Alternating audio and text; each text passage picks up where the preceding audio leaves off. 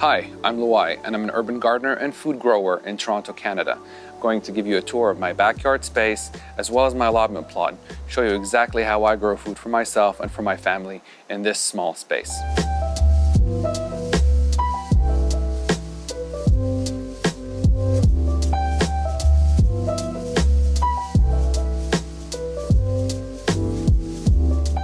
Growing food in an urban setting can be challenging because we don't have that much space to grow the food we want. Therefore, I've supplemented my raised beds with containers, and I use a range of different materials: plastic, grow bags, wood, and terracotta containers. In these right here, as you can see, I've got some peppers as well as some eggplants growing right alongside my raised beds.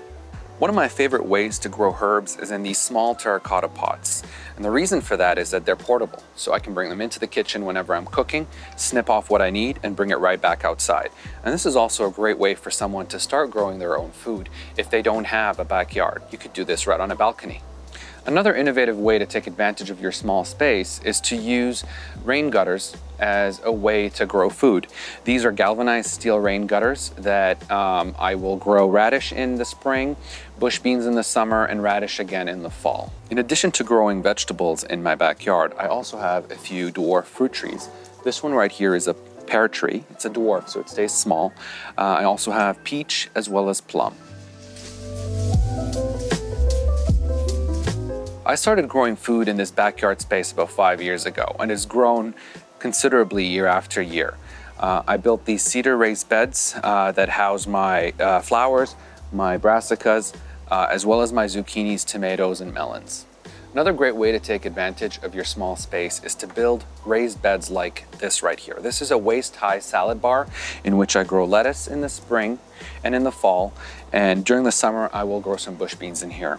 What's great about bringing this raised bar higher up is that it reduces the pest pressure, so it's a lot easier to maintain throughout the season. So something new I'm trying for the first time this year is actually growing carrots in these blue storage totes. As you can see, these carrots are very healthy and very happy. When space is at a premium, grow vertically, and this is exactly what I'm doing with my melons right here. I built this DIY trellis system to hold my melon vines, and as you can see, they're growing up, trellising on their own. And what this does is actually liberate the space down here in the raised bed and allows me to grow other crops like herbs, beets, and lettuce, and other shallow rooted crops. So in addition to growing food in the backyard, I'm also growing it in the front yard. This front porch right here has several containers of herbs as well as other vegetables like this pepper right here. I'm growing oregano, I'm growing parsley, I'm growing mint, sage, and other crops as well. Flowers, obviously, very important in any vegetable garden. Still in the front yard, I'm growing a plum tree, as you can see right here. The plums are still green, but they should be ready in about 4 weeks' time. Many crops can be grown in containers, including potatoes. I have several potato bags right here. They'll be ready for harvest in about 4 weeks' time. So that's it for the front and backyard. And now let me show you what we have going at the plot.